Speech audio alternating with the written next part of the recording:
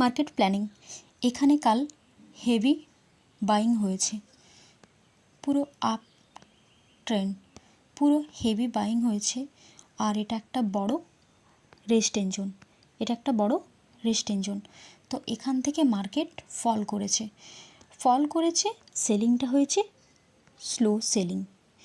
তো এখান থেকে যে সেলার অ্যাড হয়েছে তাদের অ্যাসেল হিট করার আশা করা যায়। তো এখানে ট্রেন লাইন বরাবর ব্রেক করেছে, একটা এখানে যে ট্রেন লাইন, ছোট train line, seller train line তৈরি করেছে। তো সেই ট্রেন লাইনটা কী করেছে দেখো, এই ক্যান্ডেলে ব্রেক হয়েছে। তো এখান থেকে হায়ার হাই স্ট্রাকচার মুভ এতটা আশা রাখতে পারি।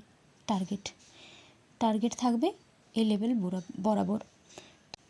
তো এবার দেখব যে প্ল্যানটা কিভাবে কাজ করছে।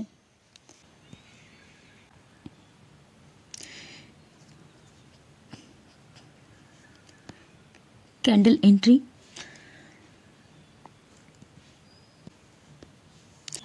এখানে লিকুইডিটি সুইপ হয়েছে। মার্কেট যে লোয়ার লো ফর্মে ছিল সেটা কি করেছে, হায়ার হাই স্ট্রাকচারে নিজের ক্যারেক্টার চেঞ্জ করছে। হায়ার হাই স্ট্রাকচার দেখো, লোয়ার লো স্ট্রাকচার থেকে হায়ার হাই স্ট্রাকচারে মার্কেট কি করছে, নিজের ক্যারেক্টার চেঞ্জ করছে। তাহলে এখানে পজ নিয়েছে, সাপোর্ট জোন ব্রেক করে মার্কেট পজ, তারপর মার্কেট কি করেছে, মার্কেট সুইপ করার পর আর নিজের ক্যারেক্টার চেঞ্জ করেছে। তারপর দেখো টার্গেট দেখো, আর এবার এখান থেকে কী হবে, পুরো একদম বটম বরাবর অ্যাসেল চলে আসবে। যে এই রেজিস্ট্যান্স লেভেলে আসার পর, এই রেজিস্ট্যান্স লেভেল যেটা সাপোর্ট লেভেল ব্রেকআউট করেছিল, বর্তমানে যে আজ মুভ দিয়ে ব্রেকআউট করেছিল, সেটা লোয়ার লো স্ট্রাকচার ভেঙে তাকে ব্রেক করে। তো কী করেছে এখানে মার্কেট, কী করেছে মার্কেট, লিকুইডেট করেছে, পজ করেছে, ফির তাদের সবকটাকে অ্যাসেল খেয়ে মার্কেট এবার মুভ করছে। তো এটা বড় মুভ হবে। তো চলো ওয়েট করব বড় মুভের জন্য। আর আরেকটা জিনিস যে এটা তোমার হচ্ছে রেজিস্ট্যান্স জোন থেকে ফল করেছে, ফলিংটা স্লো। তো এখানে যে অ্যাসেল থাকার কথা, যে অ্যাসেল রয়েছে, তো সেই সব কটা অ্যাসেল খাবে।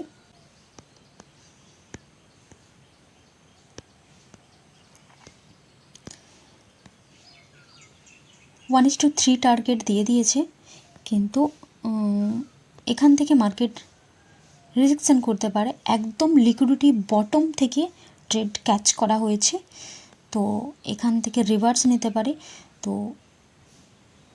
1:3 গাইজ এনাফ। তো এটা কিন্তু বড় ট্রেডের আশা করতে পারি, কারণ এখানে কী হয়েছে, মার্কেট লিকুইডিটি সুইপ করেছে।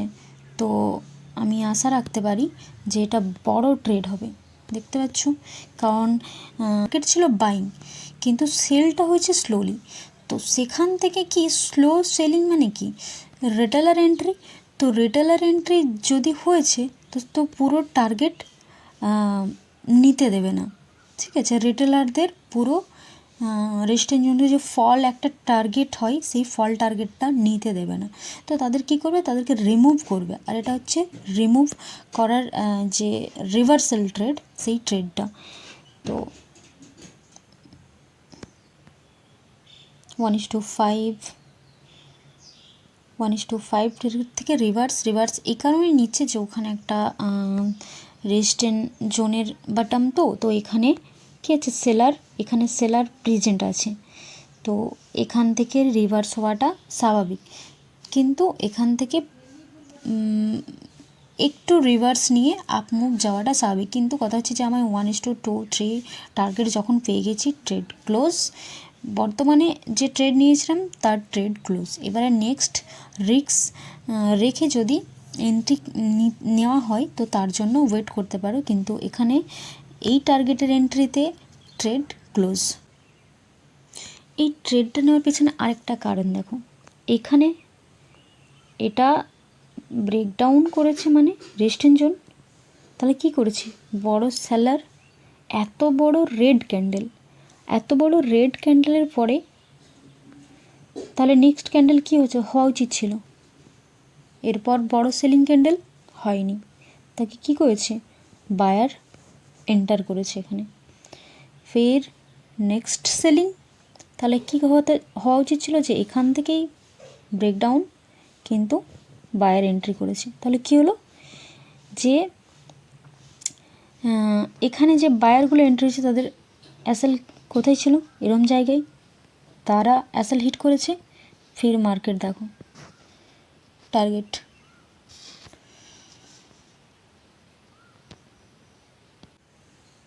তো ওকে গাইজ, বাই, দেখা হবে অন্য কোনো ভিডিওতে। তো এই ট্রেডটা তো অনেক একটা বড় ট্রেড, ঠিক আছে, এর ট্রেডটা পুরো টার্গেট লেভেল এখানে আশা করতে পারি, কারণ বড় সেলার এখানেই এন্ট্রি হয়েছে, তাহলে বড় সেলার যদি এখানে এন্ট্রি হয়ে থাকে, এই লেভেল বরাবর বড় সেলার এন্ট্রি হয়েছে, তো কিন্তু এই পুলব্যাক